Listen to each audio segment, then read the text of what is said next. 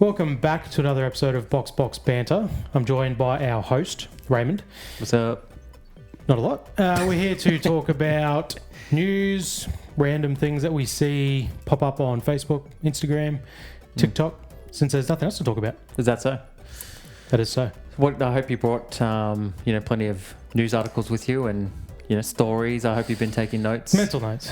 Mental notes. Yeah. Okay. Yeah. So that basically translates to I did fuck all. Yes. And I've just turned up and I'm just going to Correct. Yes. send it. Yeah, that's right. Yeah. It's what the media crammed down my throat. Yeah. Is what I got. Yeah. So all the hot stories that probably mean something that they squashed. Didn't get any of that. It's just what they allowed to leak through. Look, I mean, there's so many different ways you can get your Formula One news. There's so many F1 has-beens that have like little podcasts and media channels and stuff. But you kind of get a sense that all of them are, having to be supportive. They got to stay in a box. Yeah. They have to stay in a box. Yeah. There. And everyone seems to be supportive of these new regs. Yeah. So then you just kind of look around and you're like, what's really going on around here? I think it's clear. That's why the Formula One world needs us to cut through the bullshit. Yeah. And tell it how it is. Say it how we see it, right or wrong. But we have to stay inside a box because there are no checks coming in. No checks coming in for us to stay in a box. No. We're not selling out. Not yet. Yeah, I look forward to that first like $20 check from YouTube or Spotify. And then send us the box and we'll... Man, that's almost going to get us like a 6-pack of beers. I know, and then we can stop doubling up on beers week to week. Hey, the economy is tight, all right? You see the price of fuel? The price of diesel. Oh boy. Beers are probably actually going to go up, so we might have to share a beer soon. Yeah, I wouldn't mind that. I wouldn't mind that. Yeah, you would, you weirdo. Yeah. Take less of the edge off. So assuming that you don't have anything prepared off the cuff ready to go, I will direct us into the first patch note. Yeah, do so. So Verstappen at the Nurburgring. Yeah. Now, did you watch any of the race that he featured in, the GT3? No, I did not. Any particular reason? Not interested? Couldn't care? Definitely not interested. I do love motorsport and I do like GTs. Like, they come to Bathurst every year and I do sit there and watch all 12 hours of that. But... What, you got something against the Nurburgring? That's one of the most iconic tracks in the world. It is the most iconic track in the world. Arguably. How was the coverage? I mean, what did you watch? Wasn't it, from what I understand, or from what you might have told me, was it just like a YouTube live of Max's car? No. Or was it actually commentated, multiple cars? Because I just don't know how well... The Nürburgring's, she's a big track. She's a big girl. Takes about 7.5 minutes to get around. Yeah. How do they televise every section of this track? So there's one section down the back that does drop out. Yeah. And it gets real stuttery. Yeah. And the stream that I was watching, which was the Redline Sim stream. So I think that's the crew that does sim racing with Verstappen. Okay. Yeah. They were very adamant every lap. All right, guys, just a reminder, this is the part of the track where there's not really any kind of connection. Yeah. It's not us. It's not us. Yeah. It's the Nürburgring. Yeah. It's Germany and every the fact single that lap. this track is, stupid long. But interesting you asked me that because so YouTube had 2 live streams, a German stream and an English stream. Right. And then I predominantly watched the Redline Sim stream, which was on Twitch. And I quite enjoyed that because I liked the live chat element, even though it was just going at 1,000 miles an hour and you couldn't see shit. Was it who was engaging with them? So they had 2 of their sim drivers, right. I guess, commentating. Yeah, okay. But, they're eating pizza and and they're squealing and stuff. Okay. Yeah. So very different experience to watching to the normal. Yeah. Okay. But they had a dedicated camera, in-car camera for Verstappen. Yeah. So they had like the main Verstappen feed and then they had like the live So what coverage happened feed when as well. Max was out of the car and the other 2, nobody's jumped in? So they did a vote on whether you wanted to switch to the mainstream, so that would just cover the whole event, or stay... Those 2 drivers must be like, I'm pretty good too. Well, or stay in cockpit. Yeah. And overwhelmingly, it was voted to stay in cockpit. So the next driver up, his name was Danny something. And everyone wanted to stay in the cockpit. Makes sense. I mean, you can flip to the English or the German if you will. Well, that was on a different service, yes. Yeah, but I'm sure all these people, these diehards. I mean, were you flipping between? Did you have 2 screens? No. So I was just seeing where I wanted to watch that coverage. Yeah. And I was just seeing where they were live. And so... I mean, I'm sure the YouTube coverage mostly showed Max anyway. Because again... Well, yeah. This is, from what I understand, this series that Max is racing in is they only race at the Nurburgring. That's it. That's all they do. Getting that feeling. Because I think they asked him if he wanted to do the 24-hour race at Nurburgring. And I think that falls somewhere in May or June. And he wants to do it. I'm sure he's petitioning to bring it to April. What else is he going to do? Yeah, I know, yeah. He's like, can we just scoot it up a bit? Obviously, yeah, the F1 calendar permitting. But real quick, on the coverage, I didn't realise until after the race that Sky Sports also did a live coverage on YouTube of it, which gained something like 1.5 million viewers. So it was like, interesting that Sky Sports, who, as we know, are very heavily affiliated with Formula One, were happy to promote Verstappen and his side quest in a different racing category, especially when he's been extremely vocal about his dislike of Formula One and the new regulations. Doesn't bother I thought that was interesting. Yeah, I mean, obviously, if there's a dollar to be made, they're going to be there. But I thought it's almost like a conflict of interest. You know, like Formula One's their main sport. But again, like you said, there's a dollar to be made. All they're there to do is coverage it. Yeah, they got no say or care for what happens in the sport. They're just there to cover it. Yeah. Yeah, it's funny. I watched. It's like NASCAR. They got every week. Yeah, you got to slip it in. They got NASCAR. They got the O'Reilly series. And they got the trucks. They don't show, at least here in Australia, you can't see the trucks race. They don't televise the trucks anyway. You have no choice. Cletus McFarland, you're familiar with him? I am not, but YouTuber. I love the name. That is a hilarious name. Stage name. Yep. He's a YouTuber, just a car buffoon in America. Anyway, NASCAR, because he's a YouTuber, NASCAR on their YouTube did live streams at Daytona with him in his car and Tony Stewart, who you probably aren't familiar with him either. He's like 3-time NASCAR champion. He's great. Well, I don't watch NASCAR, so continue. But yeah, these are the only live streams I've watched of racing because I was like, I want to watch it. It was the first NASCAR race of the year, so I'm like, I'm keen to watch it, and it was the only way of watching it. Cletus crashed in 6 laps. And they just shut the stream down. Yeah, and he was killing it with the views. I can't remember how many views he had, but was like a case of like the server was overloaded or something. No, it was like he crashed his car. Oh, okay. And then Phil sorry. That's it. Thanks for coming. Yeah.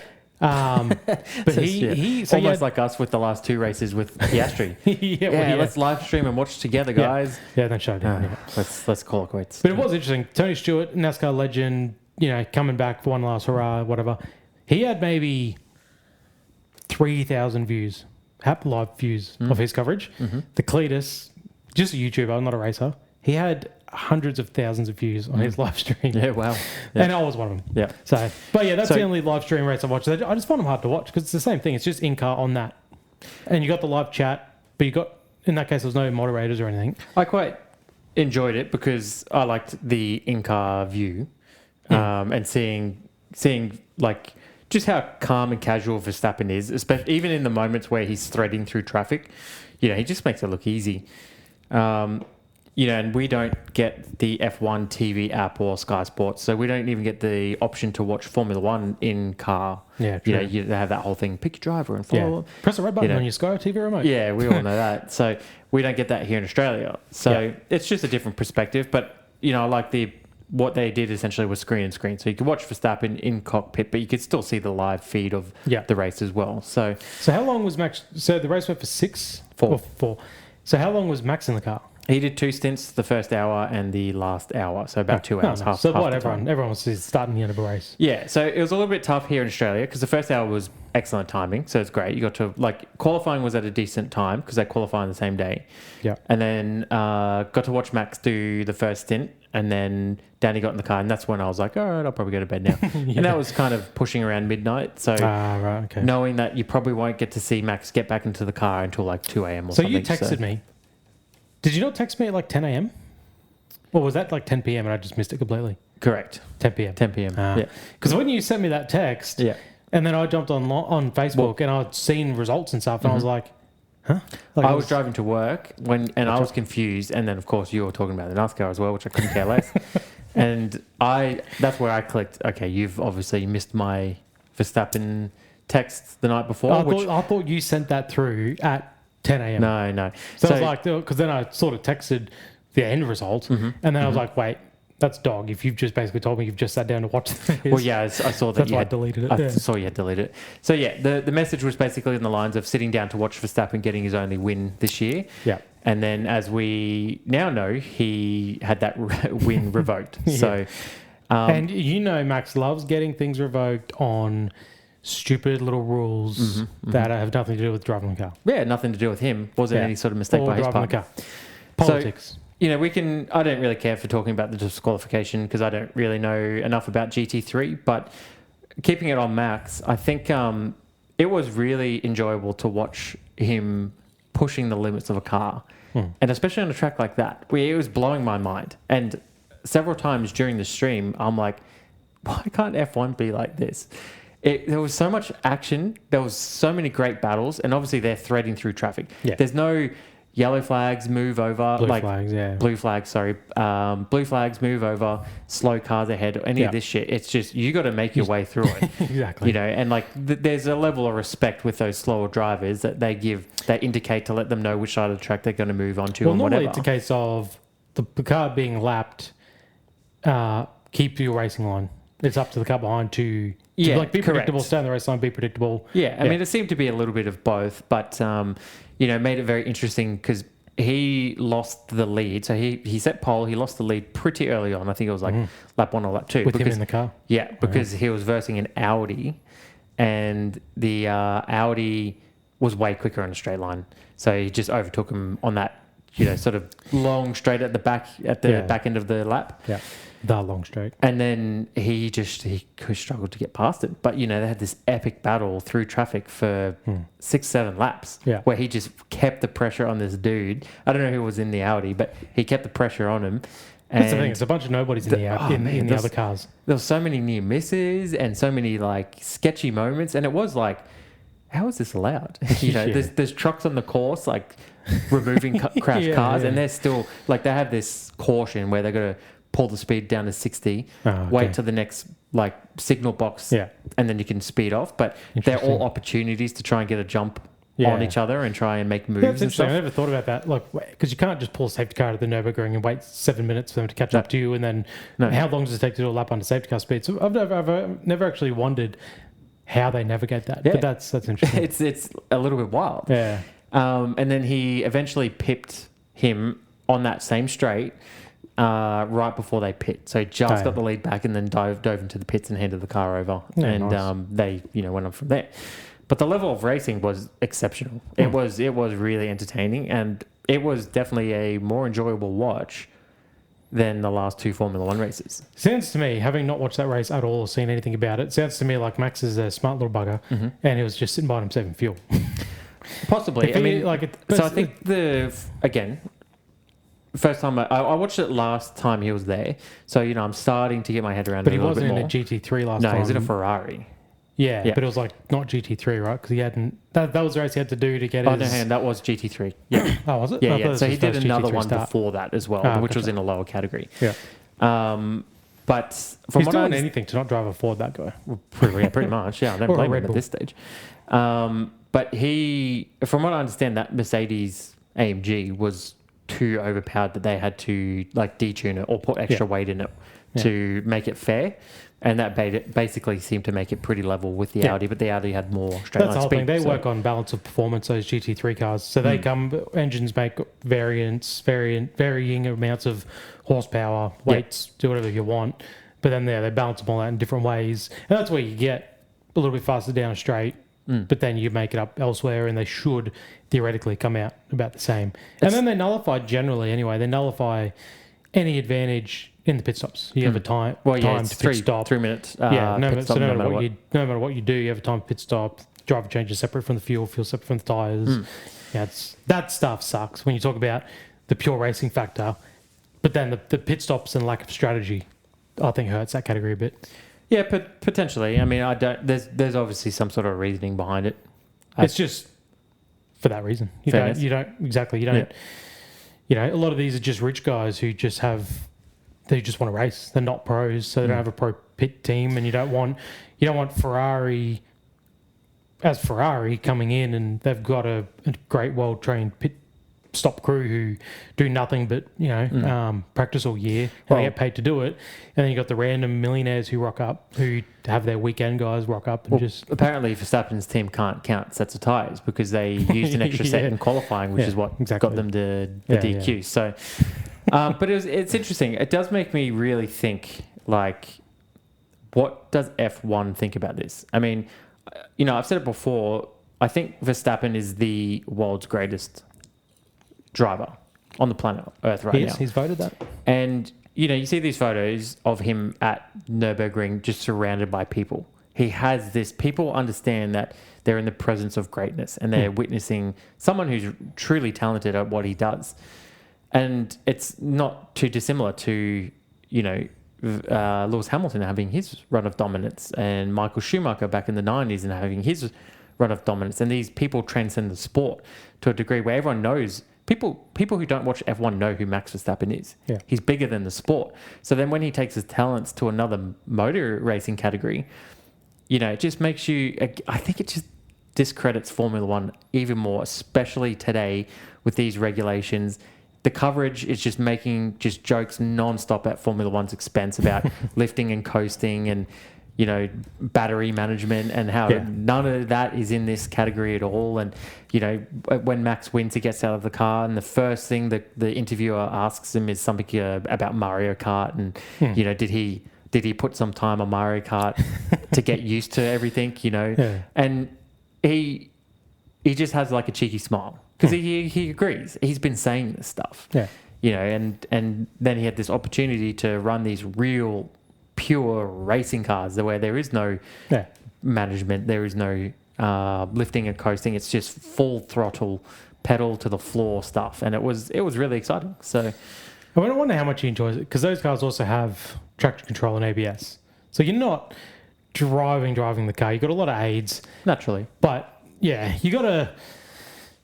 Yeah, we spoke about this last week. If Max goes, the sport's in trouble. And then, because very quickly, you're Alonso and you're Hamilton and go, and then who do you have left? Formula One are in trouble if he leaves. And I feel like, of everyone who, Lewis at the end of 21, will he, won't he? You knew he wasn't going to leave. Max, I feel like... See, but that's a little bit different. He's at that age where he can pivot and have a full career still. Oh, yeah. He can be a 4-time Formula One world champion. Mm-hmm. He could go do something else, anything else. He could go join the World Endurance Championship and be a multiple-time champion in that racing league. The GT3 things, it's nice, but it's not... Like, he's way too big to just... He couldn't go and just be a GT3 racer full-time, unless he just enjoys it. But it's nowhere near big enough for him. He needs something bigger than that. Well, that's why he only does one, potentially two races a year. Yeah. So, like, as far as pivot goes, it's got to be, we saw, your boy Valentino, I mean, he does GT3 and you never hear about him. You know what I mean? The sport's not big enough for a character like him. So he needs to do, if he wants to pivot, it needs to be, world endurance championship stuff. Do it before they've gone to rally or they've gone to Indy or whatever. So, you're right. But it's a little bit different to the Hamilton situation, because Hamilton, you get a sense that he feels like he's owed a championship. He feels like he should have been an 8-time world champion. He should just be unquestionably the greatest to ever do it. And you get the sense that that's what's driving him. That's what's keep pushing him. I mean, his career has taken a different trajectory to Alonso in this back end of it. He hasn't gone, or even Michael Schumacher, he hasn't gone and helped a lower team to try and come up. He's looking for who's going to give him the best car to win a championship. Yeah. He's not looking at just holding a seat, grabbing a paycheck, and just trying to get other little stats and records. He wants a championship. Yeah. Max is a little bit different because he is still very much in his prime. And to be fair, he's kind of more at the beginning of his prime. Most drivers don't win championships until their late 20s or early 30s when they've got enough experience and maturity in them and then landed in the right team. He's already ripped off 4. Yeah. If he stays in Formula One and has the car to do it, he could definitely rival those two names. Oh, God, if he's disinterested in the sport, he could definitely go and find success elsewhere. Well, whether he would dominate that sport, we don't know. How much weight would he put on winning this year's or next year's World Championship or any championship in these regs where, again, you're not driving at the edge of your performance? I mean, does he look at himself and think, I'm losing my natural ability now that I'm not rocking up every weekend and pushing the limits of the car? Well, he has to be. Surely. You're no longer doing that week in and week out. Do you just get a sense of, I'm losing my natural ability? Am I going to get... If they change the regs, in 3 years, would it benefit a driver like him or any of these drivers? Because they've gone from, you take the risk out, you're no longer pushing 10 tenths, to then back to you need to hit your latest possible braking mark after being at the peak speed of the corner. Like, you know what I mean? Yeah, well, I mean, if you go back to his early career, he was kind of known as Verstappen. He was a driver who liked to push the limits, who liked to take the risk, and it kept having a negative effect on him. And then he eventually sorted that out, didn't he? Eventually he realized, some battles you have to just let go. And I think that's what positioned him in 2021 to win the World Championship in the end. But if you look at that season, there were moments where he didn't do the silly thing and just crash out. He remained patient. If he took a loss, that's fine. As long as I collect the points, move on to the next round and try and strike back. So he's a driver who likes to push the limits and be on the edge. And he got to a point where he then had the maturity and the experience, and he knew how to put a season together on top of that. Which that's a lethal combination. That is a world championship combination, and now that's kind of been taken away from him. Now it's a whole different game, and he doesn't seem overly interested. I mean, he's contracted to Red Bull for 2028. If he wants to stay in Formula One, he's got no choice, right? Yeah, he's going to have to adapt his style, especially if he wants to try and win something. Even if he races for Mercedes, it's a better car, but you still have to employ the same tactics to drive the car. So if he's not enjoying the way these cars drive and what you have to do to race him, it's not going to change. He'll get better starts if he's on a Red Bull. But the way you have to drive the car and be more of a conservationist than a performer, it's not going to change, no matter where he goes. No. All right. So this could be the regs. This will end up being known as the regs that killed off Alonso, killed off Hamilton, killed off Verstappen from the sport. Yeah. Yeah. I mean... And possibly more. Yeah, it's going to be dicey for Formula One moving over these next few years. If they don't rapidly develop these cars and kind of get it back to a level of performance where what we were used to in these last few years, I think that the sport is going to suffer quite badly for it. Well, Max said himself, and drivers say whatever they want to say, but he said himself, at the end of the day, when you retire, I can't remember what his words were, when you retire or when you're dead, whatever he said. Who cares if you're a 4-time or a 7-time world champ? And I believe him when he says that. I believe him. If Lewis came out and said, it's 7, it's 7 or 8, what's the difference? I wouldn't believe him. But for some reason, when Max says it, 4, 7, it's like, I get what he means. He is literally he rocked up. The proof's in the pudding. We saw what he did through since 2021 until last year or the year before. That's all you need. Yeah. And you know why he didn't win others. Lewis Hamilton, you could say, could have won in 2016, and he outbeaten by his teammate. Could have won in 2021, beaten by Max. Max never got beaten. No. It's in a way that 2021 season for me is almost like the pinnacle of F1. Yeah, everything kind of just clicked there, where you had the old head. Every millisecond mattered in that championship. I go back every now and then and I just watch recaps and highlights, and I'm just I can remember exactly where I was watching it. I remember things that we talked about and texted. It was just, to me, that was everything kind of just meshed perfectly right then and there. And then obviously the regs changed and it started to go into... It hasn't been. And they said themselves, Formula 1 said themselves, don't be expecting a championship like that again. No. Ever. I think we were incredibly lucky that we got to witness that live, and we got to see that epic battle between Hamilton and Verstappen that literally started from round 1 and took us right up to the very lap of round 20, whatever it was. So and there's so many big moments too. Like, don't have to recap that entire season, but there was the Silverstone crash. There was the Monza crash, which led to Danny Rick's last win. There's the Hamilton taking the new new engine, and then the last 3 races, and then that was the first year of the sprints, and then the way they altered the championship, more points on the table, and then that was what set the grid for the Grand Prix, which is different now. Yeah, I forgot they did that. Like that, yeah. Anyway, we've spoken about Verstappen for a solid 25 minutes, and we've got a few other news articles that we want to cover, so we have to move on. Speedrun. So the next big one is obviously Jonathan Wheatley leaving Audi. Yeah. So this is quite a surprise. This sort of came out of nowhere, I feel. Yeah, I mean, I think so. You watched Drive to Survive, I watched that episode and a half. The trailer. Yeah, and we spoke about him. He come out as a character. What we knew him as was the Red Bull guy who spoke to bloody Michael Massey. That's all he was known as. Yeah. And then all of a sudden he's got his own slot on Drive to Survive. He seems to be coming into his own, which I'm sure will continue. But you felt like he was pretty... I mean, they say this was always the plan, but you felt like he'd found somewhere. He seemed to suit that team really well. And the team, I think, did a good job in securing him, or at least seemingly so. But we know that F1 changed these regulations to cater for Audi. Yeah. So everything is kind of there for them to have success, if not this year, potentially next year or the year after. Yeah.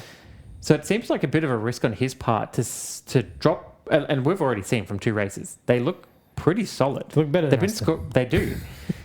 So you got to wonder, is he just chasing money, or is it that Red Bull connection? I reckon this is a long-term deal. I reckon this was something that was somehow hidden from us and the media and the press, because Mattia Binotto, you don't go back from being a team manager. He was the team manager at Ferrari, and then he goes to Sauber as running the head of Audi project. It's a no-brainer that he ends up being the team manager at Audi. No-brainer. Yep. I think the fact that they had Mattia there, and the fact that Audi's off to a good start and Jonathan Wheatley's now jumping ship to a far worse team or far less promising team, I think I reckon this was all orchestrated. And there's obviously some timings I had to wait for. So, hey, are you saying all parties were privy to this? Yes. Or? Why else was Adrian Newey the head designer of the car and the team principal and a co-owner? Why was all this necessary? And then, like I said, having Mattia Binotto just... It's like the Flavio. Oh, well, I'm here as the next team principal, someone who knows exactly what's going on. I might as well slip into this role. And then, like you said, why would Jonathan Wheatley make the decision to leave Audi, which is always going to succeed some way or another? Yeah. Whether what success is, whether it's winning championships or being a front runner or a contender, or just consistently... Or just best of the rest. In the points, like a Ferrari, right? That's pretty well successful. Like, they're going to be that at some point. They will be that. That's a sure thing. Aston Martin's not a sure thing. No. Never has been, never will be. No. Why would you make that? I feel like this was all already happening, and there was just some timing things that they had to wait for. Right. Okay. So that's an interesting take. I haven't even heard anything like that. I've heard a couple of things like... I can have my own they're takes. Based in... okay, all right. This is why I have you here on the pod, right? Okay. I've heard some things like Aston Martin's based closer to home for him, so there's like that, which... I don't think I believe that. You don't travel. You don't join Formula One expecting to be home a hell of a lot. No, no. And then obviously we know that how the Strolls deal with issues is they just throw money at it, and which is not. If they're going to throw money at anyone, I'm surprised that they would throw it at Jonathan Wheatley when you still have plenty of other candidates out there, right? Well, including Horner. Yeah, if you think of Christian. I think the same issue that I said last year about Christian and Flavio is Lawrence Stroll is going to want things done a certain way. Christian Horner is going to want things done a certain way. Lawrence Stroll has the money and the stature. That's all well and good. In the team, but Christian... That's all well and good, but Aston Martin have had no success since the Strolls took over that team. That's going to change? They've had 15 different team principal changes. Is that accurate? Yes. Wow. So that team, I read 15 over 15 years. Basically every year, new one. Okay, well, that's different. Yeah.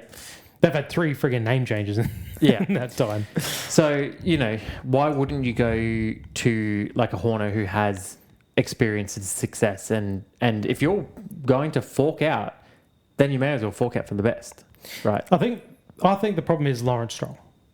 I don't think he wants someone to tell him what to do. Like, I think he's probably a big reason that team is not succeeding. Like, yeah, he relinquishes control completely if he hires a Christian Horner. Something tells me Jonathan Wheatley will be a little bit more submissive when more forthcoming and include Lawrence in what should happen, and that's probably a problem for Aston Martin. I think you're right, because Jonathan, like, you obviously didn't watch it, but he was very open and honest about how he approaches managing a team and drivers. He struck me as a cuck. Yeah, he takes a soft touch, a soft-handed, soft love type approach. You kind of almost think that that's what Lance Stroll needs. You almost think that he needs to be babied, he needs to be nurtured. Maybe, yeah. He needs someone who's going to, like, not put him in his place or tell him off. And I'm not sure if previous principals have done that. But someone who will be like, that's okay, Lance. We all make mistakes, you know. Sometimes you do on the formation lap, park it in the sand trap. That's okay. Rub it off, wash it off. Yeah. We go again next week, you know, and like helping build his confidence back up piece by piece. So you're saying Lance or Lawrence? Who needs Lance, the driver. Because the only reason that they're in the sport is, and funneling so much money is to try and make this guy a world champion, try and make him a successful Formula One driver, and they just have not been able to do that. They're pushing stupid amounts of money into the car. They're paying off all sorts of people to attract them to this team, you know. So then we know that Alonso has had Stroll's nut ticket every single race pretty much since he's been there. And this is a guy who he's like, 15 years older than Lance? You know, he shouldn't be as sharp and as precise and as fast and, you know, as skilled as, you know, another professional Formula One driver, more so. Should be in his prime. Yeah, who should be in his prime, and is quite a few years younger. Very lackadaisical prime. Yeah. The thing is, so we know who owned Red Bull Racing. Matezuch. Mm-hmm. Never really saw him, never really heard of him. Ferrari's owned by business, Mercedes owned by business, Audi's owned by business. You know, tell me who owns what. You can't name any other team owners besides Lawrence. Yeah. I'm trying to think of another team. Who owns Williams? Like, it's not Frank anymore. Does Flavio? He owns Alpine, I don't think he owns Alpine. I don't. But again, who owns Alpine? Well, actually, no. I know. Renault, I know they have Deadpool money. They've got that. They've got him. They've got a consortium of people. Yeah. But again, Ryan Reynolds isn't at the track telling people what to do. And this is the thing: you have the team owners, the people who funnel money into the team, the figurehead of the team. But then you have team managers. We don't see any team owners like we see Lawrence. We never see team owners. Lawrence has too much input. Yeah, but don't forget his son's on the grid, right? So it's part there as a, I'm sure, we saw Oscar's dad for the first time ever, friggin' in Melbourne. Yeah, but Oscar's dad isn't a team owner. No. He's a dad. Correct. So is Lawrence. Yeah, but he's a team owner. So he's got dual purpose for being there, right? Yeah, boo-hoo. I just think he's got the fact that they can be there, obviously, but he clearly has too much input. No other team owners are there. Like you as a team owner hire a team manager for a reason, to manage the team. You give them the reins. I don't know what the team owners to do from there, but they shouldn't have that type of input. Team owners don't necessarily know a thing about Formula One. And that goes for all sports. The team owner doesn't necessarily know a thing about sports, you know. Same with NBA. Those team owners, they have the team managers, I can't even think what the terminologies for them are called. Mm-hmm. But the same thing. They don't necessarily know anything about the sport. They hire people who know everything about the sport to make the decisions. And that's what Lawrence, I feel like he must be having too much input. He needs to hire someone who knows everything that they need to know about the sport to run the team successfully. And he needs to just step away. Okay, so then the other side of it is the Newey side of it. So do you think that was the right call? I mean, obviously it seems kind of like a no-brainer, but that car needs some major attention. But so again, putting him back into this role of like, just focus on the car. Yeah. Are we going to see a quick turnaround? Are they going to? No. Is this going to be the ticket that gets Aston Martin into the top 3 or top 2 teams? No. So they said themselves they weren't contenders this year. This was the plan was for next year. They didn't expect to be so bad. I feel like they said that last year. This year's a write-off. It's all about next year. Yeah. I think they thought they were going to be okay, but really focused for 27. I don't think they were going to be this bad. And if you ask them, they very much think it's a Honda problem, which again has nothing to do with Adrian Newey. But I can't think of one other time where the head designer of the car, where your sole purpose is to design this thing, spend all your time with it, look at it, study the other cars on the grid, see what they're doing, what theirs work, and how you can implement to your car, but then also manage the day-to-day running of the team and manage the people.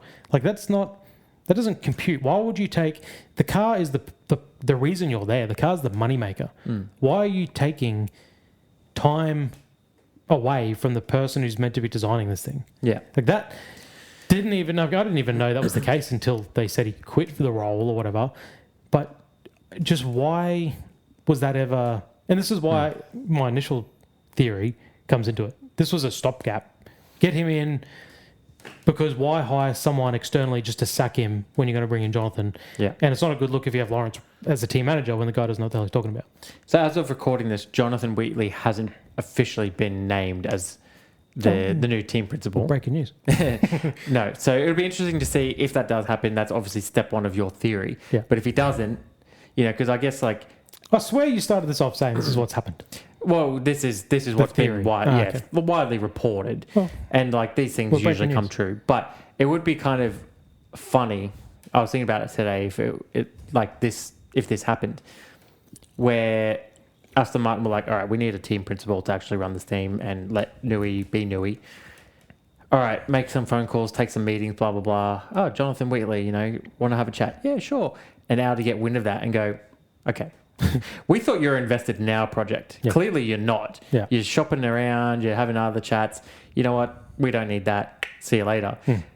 That would be hilarious. That would be so funny. Because it just seems like the timing is super weird. We've literally had 2 rounds into the new season, and then this has come out of the blue. No one saw this coming. No. So you're either onto something, and we may find out. We may not find out. There could be this element of I almost like Audi being like, oh, what, we're not good enough for you all of a sudden? Like, and they probably will be. Yeah. They've got a pretty big ego on them. Yeah.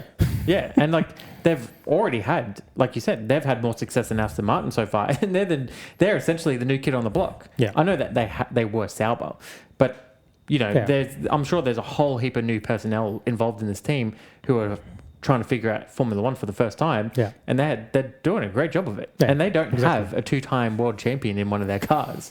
Not even close. So it's very strange timing for this to happen. They don't even have a 2 times podium sitter in one of their cars. No, that's right. I think I messaged you that Newey got the Lawson treatment.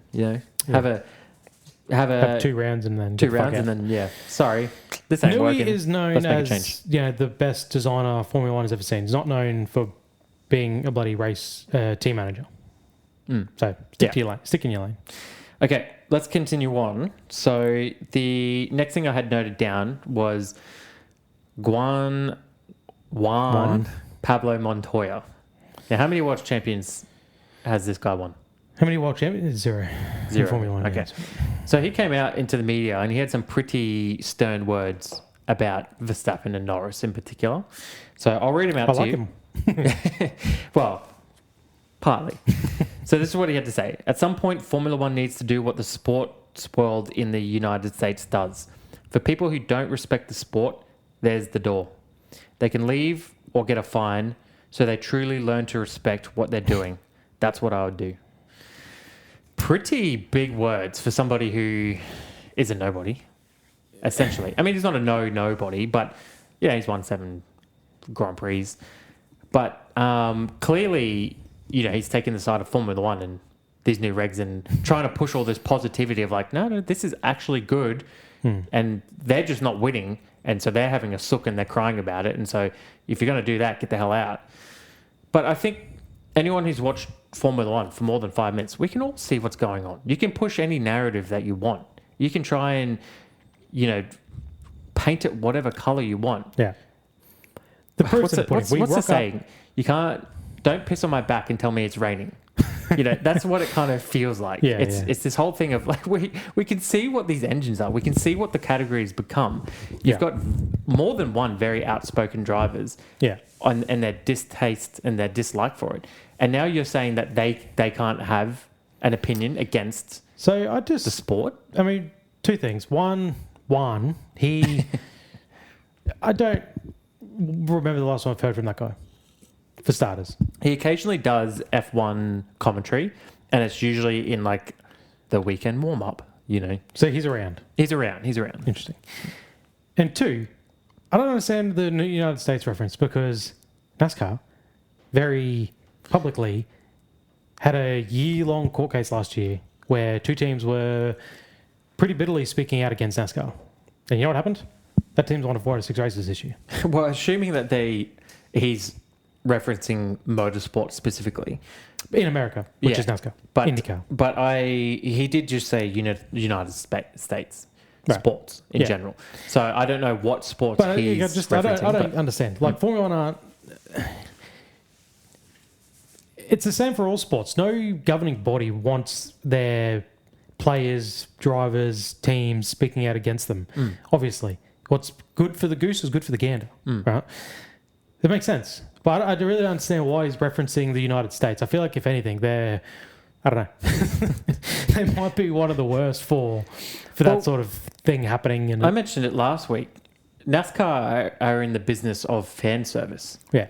They constantly seem to listen to the fans, evaluate the sport, and make changes, and they're not scared to. But it's in service of what the fans want, and to make it more entertaining. Yeah. Now, Formula One arguably have heard these outcries of like, there's no overtaking in Formula One anymore. This sucks. All the cars, it's a qualifying championship. Yeah. And they've almost overcorrected. Well, if anything, like you just said about pissing on people's backs and whatever you do on your weekends, they almost have used that against us. Like I said last week, manufacturers, they run the sport and all the rest of it. They've had their cake and eaten it too. They've gone, okay, how can we appease all these manufacturers, and you can all make engines that are relatable for the road, and you can make your money and we can make our money, and how can we do it in a way that the fans think they get what they asked for? So you make these engines and then make them in a way where we can have this gamut overtaking. That way, when fans say we want overtaking, well, here you go. Here's your overtaking. So they're making it seem like they've done something for the fans, whilst they're also taking what they wanted from the manufacturers, and everyone gets to make plenty of money, and we all get to rock up, and how dare we speak out against them because this is what we asked for. Yeah. Careful what you wish for, is what they're saying. Yeah. I don't like that he's targeted two people, and we'll let it slide for the moment, Lando Norris being a world champion, but he's targeted 2 world champions and basically said, your opinion doesn't matter. If you don't like it, shut the hell up or leave. Like, can you imagine any sport telling, like, the top people in that sport? Can you imagine NFL telling Tom Brady, like, sorry, Tom, we know you're the best to ever do it. Opinions, get out of here. But get the fuck out of here. But especially or Michael Jordan, like, oh, sorry, we changed basketball in a way that you don't like it. Yeah. Get out and go play netball, Like, it doesn't make any sense to me at all. Yeah. But also just coming from Juan. Like, I don't even think of him as a Formula 1 driver, to be honest. I feel like I've seen him more in NASCAR and IndyCar. Yeah. He's had more success over there. Yeah. He had a pretty short tenure in Formula 1. So, like, I don't even necessarily think... So, you got to wonder, they're probably looking at him like, Juan who? What are you talking about? Yeah. Like, 5 world champions here, 5 world championships here. Well, between us. Again, probably, I guess, to further your point as well, like, he's from a different era. Most people watching the sport now wouldn't know who he is or where he's come from or what he's done. It's not even like if it came from Nico Rosberg. You see him every week on the thing. He's a world champion. No. Rah, rah, rah. There's a bit more weight behind it. But I think the other side of it, where I was going to go with this as well, is we already have that category. It's called Formula E. It's been around for many years and nobody gives a shit. There's a reason why no one gives a shit. So why are we pushing the sport further into this direction? You wouldn't call Formula E motorsport because it's lacking the motor. Yeah, exactly. Yeah. So we've already seen this and people don't care for it. And now you're trying to it's like it's like they've tried to repaint it and resell it to us as something else. But it's like, well, hang on. They're not different. They're the same thing. Yeah. The same strategies, the same problems, the same theories, the same push to overtake bullshit applies. Battery championships. You got to wonder: are they lost? Do they not know what to do? Because if they went, fine, we get rid of having the ability to save battery or the necessity to save battery, and then you run back into the problem that the cars can't overtake. But then they don't want to take aero off because then the cars come a little bit more dangerous. So it's like they're just, what can we do? The sport is 75 years old. They have so much they can pull from. They have so many. You can't go backwards. You can't go backwards, no, but you can learn from what worked, right? Look at 2021. Why was that so entertaining? Try and make the sport like that again. Make the cars smaller. Make the tracks bigger. Whatever you got to do. I think Suzuka is going to be a very interesting round because Suzuka last year was probably one of the dullest races. I think it was. And it is a vintage F1 track. And there is a call... And there's been some fantastic racing there in the past. There has. And there is almost this perception, much like Monaco, does this still belong on the modern F1 calendar? And if not, that's where you make your change. It would suck to lose Suzuka, but rebuild it. Rebuild it for the new generation of car to create exciting racing. Stop trying to shoehorn these boats on these tracks that were designed for a different era of the sport. It's not going to work. So I think this is why the cars have gotten tiny bit smaller. They've gotten smaller. So I think will be interesting is, okay, big changes in the car, big changes in the engine. Does a track like this, and like Monaco, I don't expect any sort of major changes, but does a track like this still deserve to be on the grid now? And if they're insistent on, okay, no, we've got to have Suzuka. Like Suzuka's an OG track. Great. Make the cars so they can race on tracks like Suzuka. Yeah. So there's so much history and so much that they can pull from to make the new era or the next era better and an evolution, not a de-evolution. And that's kind of feels like what's happened. Yeah. We've lost too much of the Formula One DNA that's becoming something else. And sure, some people are interested in it, but those are the ones, the casual fans, that are probably just reading headlines and watching Netflix, and they're not going to stay up to 2 a.m. to watch a race, like us. Yeah. I'm not saying that we're the better fans and you should cater for us. I'm saying you need to find a balance between moving from the old world to the new world. And that's the thing. They're looking at all the fans. The spike in popularity of Formula One is very linear with Drive to Survive. And they'll be aware of that. So naturally, they want to keep that fan base. And this is what we had a comment on one of our shorts or videos, or maybe it was the main video last week, of someone basically saying that is they're catering for the new fans, but like advocating that. But Formula One need to remember, like I said, 75 years old. There's people around still who would have seen that very first race and have gone through watching 50s, 60s, 70s, 80s, 90s, 2000s. It's only the last 15 years they've started to alienate actual motorsport fans. Well, it's kind of like what happens with bands. If you start catering to the new fan, you lose the old fans. But how long are those new fans going to stay around for? Yeah. Are they going to get bored? They've got short attention spans. I'll move to the next one as well. Yeah. I'm not even 30 yet, and I've gone from the very edge of the peak of Formula One, or not even the peak, but when Formula One, when the racing was good and pure, if you will. Just rock up and race what you got. Nothing special, no gimmicks, no... It was DRS. That's it. In 2011, 2012. To where we are now is such a short period of time, and it's so completely different from anything we've seen in the past. No, I mean, I guess to build on that and even say what I was going before, if their whole big idea was, all right, we know how to make it entertaining, battery dominant or equal powered vehicles, and then boost buttons for overtakes. So there's no skill in the driver side of it now. It's like, how did we land there before the pinnacle of motorsport reintroduced fueling? So many other categories still have fueling. You're telling me that the pinnacle of motorsport can't figure out a safe way for fueling? What about tires? Why can't you have more selection in tires or run different types of tires to make that a part of racing and strategy. That's just nullified. So how have those two things slipped by the wayside, and we've gotten this before that? There's so many other things that we could, I get the whole thing that not everybody makes V10 engines or V12 engines, but again, this is the pinnacle of motorsport. You're telling me that out of the 4 manufacturers, or however many there is now, that they can't develop a V8 engine or a V10 engine specifically just for Formula One? I think the problem is, not only does it not benefit them, I don't think they would want to. And that's the problem. Like, you look at so many motorsports, all motorsport nowadays, everyone's worried about money and cost caps, and pretty much all motorsports now run with some form of crate engine. Teams don't generally get to build their own engines and do it how they will, and they just go. Talk about GT3. Those engines and those cars are what they have on the road. They just beef them up a little. Fiat Supercars here in Australia, it's crate engines from America. NASCAR, they're crate engines. Like, they're all slightly modified, but they're just factory engines that they put into the car. Formula One is obviously, the engines nothing like you've ever seen before. They're incredibly bespoke.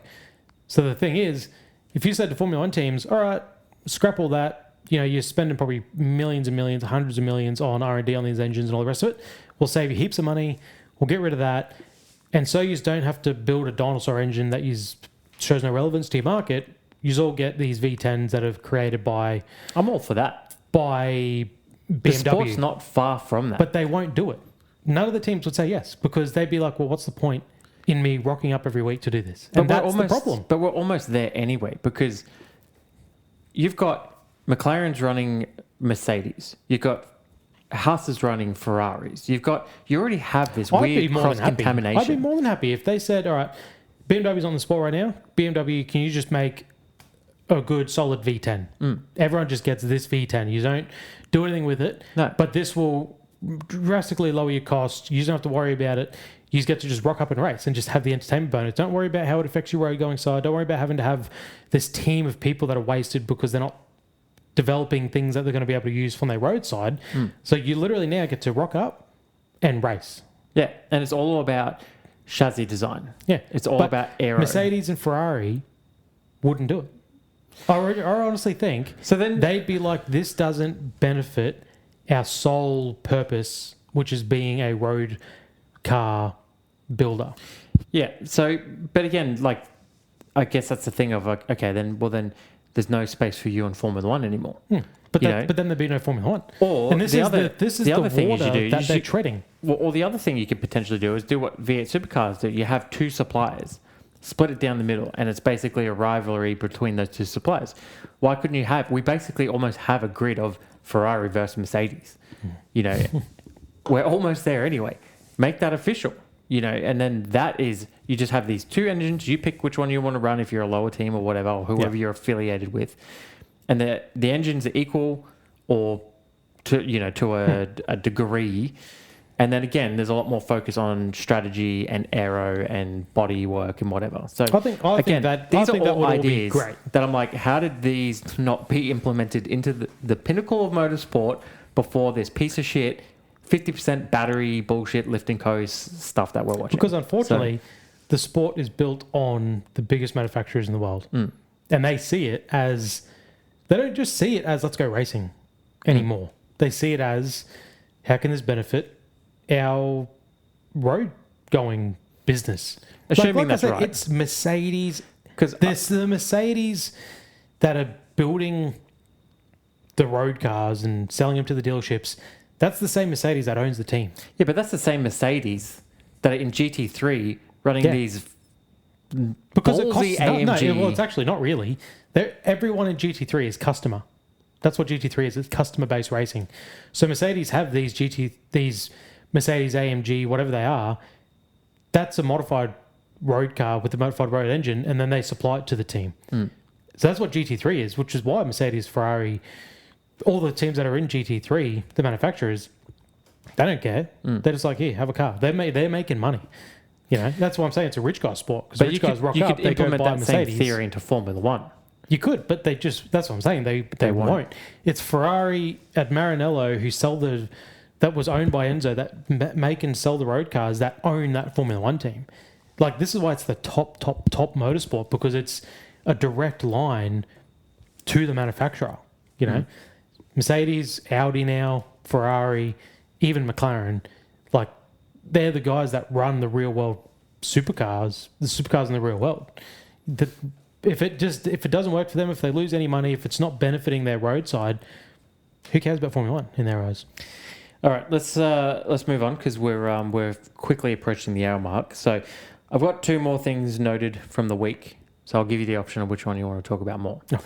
So your first one is Toto Wolff / Mercedes buying into Alpine. We kind of already touched a little bit on it, I guess. But I don't even understand how that works. Well, I've heard conflicting things of it sounds it like being a conflict.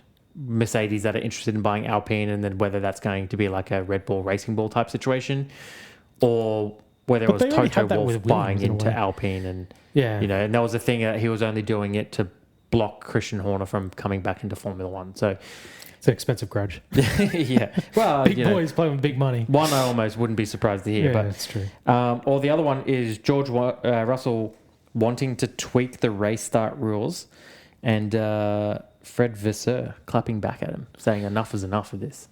Yeah, no surprise. I mean, we've seen the one weakness Mercedes has is off the line. So which one are we choosing? Well, that second one. All right, okay. The one weakness Mercedes has is off the line, and that's also the one benefit that Ferrari have. So no surprise there. It's the one hope that we have as fans as well of seeing any kind of interaction. Fred said, enough is enough. It's like, what do you want, man? You've got 95% of the race covered. You're faster over the long run.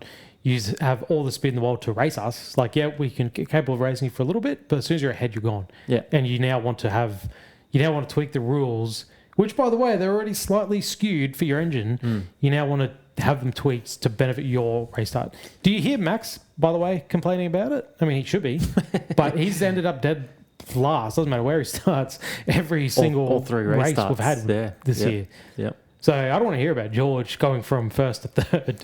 It's classic George stuff, isn't it? Oh. And it's they'll do it. It's like Mercedes wanting to have their cake and eat it too, isn't it? Yeah. Because from what I understand, the Ferraris are quicker off the line because they have a smaller turbo. Exactly. Less turbo lag. Yeah. So then that's why they should be slower in the straights. But then, which they clearly are. But then this seems to go against everything that, again, Mercedes stand for. It's here are the regulations, develop it to your suits and needs. Yeah. And Ferrari have developed their car with a smaller turbo. The benefit is better race starts. Yeah. Now that hasn't paid off once to long run. Yeah, to there equal will be race interesting wins. Monaco. Almost a guaranteed win. Because not only they're better off the starts, small turbo, you're also... It would be so petty of Ferrari to just be like, that's all we care about. We win Monaco. Yeah. We've built a car to win Monaco, and we don't give a fuck about anything else. I mean, they're definitely sacrificing Monza with their little turbo. Yeah. But that's exactly it. Yeah, and you're playing this fine-tuned game of... And I don't know how it works, whether that's something they can change mid-season. Can they upscale it a little? I mean, I don't know how size difference they're talking, really. I'd love to know. Can they change it race to race, or can they mid-season make a shift? And because I don't see why they can't. I don't know what the regs say, but like whether you give the FIA an engine for approval and that's what you're stuck with, I'm not sure. But that's the game you play, is where you want to find your gains. And Formula 1 have a lot of long, fast straights. That's not a bad call, eh? Put a cheeky bet down right now for like Lewis Hamilton, Monaco win. Not a bad ball ring track, even Austria. It's got the long straight, but it's got a lot of slow corners. So you look at all the little ball ring type tracks, and Ferrari is where you're looking better. I mean, the 2 tracks we've had so far definitely potentially Suzuka. Potentially Suzuka. There's the one long straight, but even through that first sector, you're going to find them. You're going to find them probably fastest through sector 1 and 2, and the Mercedes the third sector is a bunch of straights. So probably a little bit more favourable to Ferrari. So we'll see how they go. But Ferrari built their engine, and Mercedes built their engine. They both built their engines and what they wanted with the same rulebook. So to now go, oh, this really doesn't really suit us with the starts. It's kind of funny. Yeah. Like, you could have put in a small diameter turbo as well, and you could have had the same instant performance that Ferrari are getting, but then you'd also have the same what you sacrifice on the back end. To me, it just leaves a bad taste in my mouth in the sense of like this season feels like it was set up for Mercedes to return back to their dominance. And, it's probably going to be a George Russell championship. So yet another British driver having success. Yeah. And then you hear this and you're like, I mean, it's already like, it's so easy for you to win. And you want Formula One to go, yeah, no problems. Let's change that and make it even easier again. And they'll do it. That's the sad thing. It's just going to make the quality of racing even worse again. Yeah. So it's funny that you want to sit here and hang shit on drivers who are talking against the sport and the regulations, yet you got a driver who's literally, or a team that has literally dominated everything so far in the 2 rounds in the sprint that we've seen. Yeah. Still complaining of like the starts aren't fair. Yeah. Meanwhile, and you're not gonna shut that shit down. Yeah. Like the entire world knows what's going on with their engine and the loophole and good on them for finding a loophole. But then why are the FIA allowing it? The FIA in the past have been very quick. They looked at it and they went, you know what, it's all good. The FIA have been very. If the truth's what we've heard, and we're not going to always hear everything, is that they test the bore of the piston of the cylinder cold, not hot, and then when it expands, it gets a little bigger and you get a little more power. But the FIA have been very quick in the past to, okay, that was legal, yep, but it's now illegal. So why? I was surprised that they cleared it. Yeah.